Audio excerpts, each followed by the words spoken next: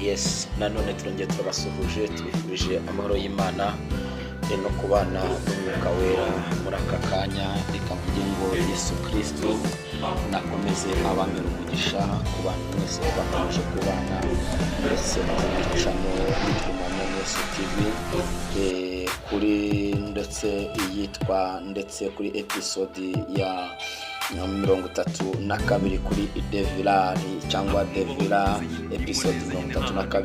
Uyu munsi twagarutse kuri Devila episode 32. Tugarutse ndetse ndetse ku nkuru cyangwa se ku nkuru za Kiramani ndetse n'inkuru za Pasteur ndetse Nsabi no ku nkuru ndetse zo kuri Nyirasenge wa Nyambo. Ndetse uyu munsi nimo tugarutseho, ndagira ngo nkubwire ngo inshuti z'umusaraba cyangwa se inshuti za Kristo, imbaraga z'Imana nizo zijya zibasha gusenya ibidasenyeka bigasenyuka, ndetse kandi bica ntege ntibibura ku mukristo wese uri mu rugendo, ntibibura ndetse ku mukristo wese ndetse uri mu nzira igana mu ijuru. Kandi ujye umenya ko mu nzira ugendamo harabari ibitambo Yesu cyangwa se harabari ibitambo Yesu atamba kubwo kugira ngo ubeho, cyangwa se hari ingabo nyinshi ndetse Kristo abasha ndetse gutanga kubwo kugira ngo ubuzima bwawe burindwe. Imana ishimwe, Imana ihimbazwe cyane. Uyu munsi wa none turacyari kuvuga ku nkuru ndetse z'umukristo ndetse n'imbaraga za Satani.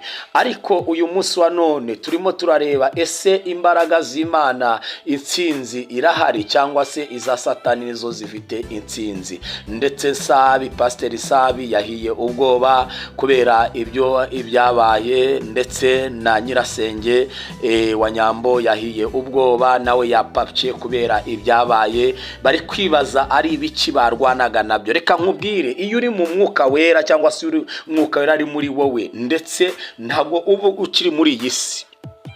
Ariko iyo Umwuka Wera amaze kongera kugenda cyangwa se imbaraga z'Imana zimaje kongera kugenda, ndetse ugaruka mu mubiri ukagira ubwoba, ugasusumira ndetse ugatangira kwibaza ibiri kukubaho bikagucanga.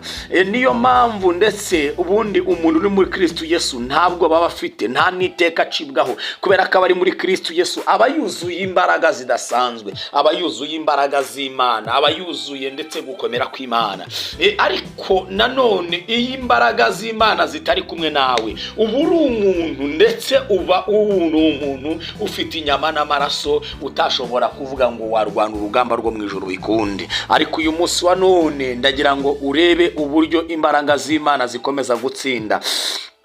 Tugarutse ndetse kuwitwa Mitsutsu na Nzayire. Mitsutsu na Nzayire barakundana, ariko mu gukundana kwabo ndetse hari imbaraga z'umwijima y'ubuke. Nzayire aba ku muntu ukoreshwa n'imyuka mibi, ariko nanone ndetse byabaye ngombwa ko bazajya baganirira hanze. Iyi filime iri mu rukundo, iyi filime irimo ndetse imbaraga z'umwijima nyinshi, irimo imbaraga za Satani.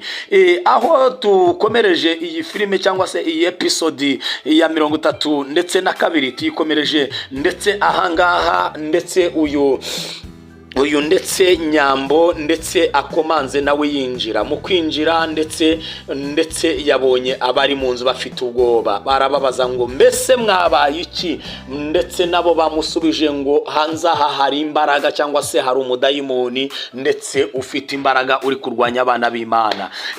Ndetse turangije episode ndetse uwitwa Pasteur Nsabi ari gusenga, ndetse n'uwitwa ndetse Shangazi ndetse cyangwa se Nyirasenge ndetse wa Nyambo ari gusenga.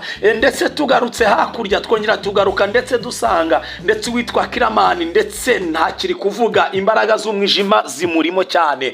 Tugarutse nanone kuwitwa ndetse kuwitwa ndetse Devu nawe ndetse arahari kuvugira kuri telefone. Tugarutse nanone ndetse kuri uyu bita Fabiola ariwe bita Teta ndetse waturutse kuzimu akaza kurwanya abana b'Imana. Nawe tugarutse hakuno irebere nawe ibiri kumubaho, dore sinzi bimufasha ari biki, nimba ari imyuka yabo y'ikuzimu mwatatse, ibyo ntabwo tubizi nta nubwo ndetse twabasha kubimenya. Ariko kubera yuko ndetse aka gafilime ndetse twagafashemo cyane, birabasha kuza gusobanuka no kumenyekana muri episode ya 33. Nanone twongera kugaruka ubwo ndetse Devu yarari ku telefona kuri telefone, naye twaje kugaruka tubona ameze nk'umuntu nawe ufashwe n'amajini. Muri ako kanya ahisa wera amaze guhera atangira gutitira, arangije yikubita hasi. Niho dushoreje iyi episode ndetse ya 32 kandi dukomeze ndetse tubane kubwo kugira ngo dukurikirane episode ya 33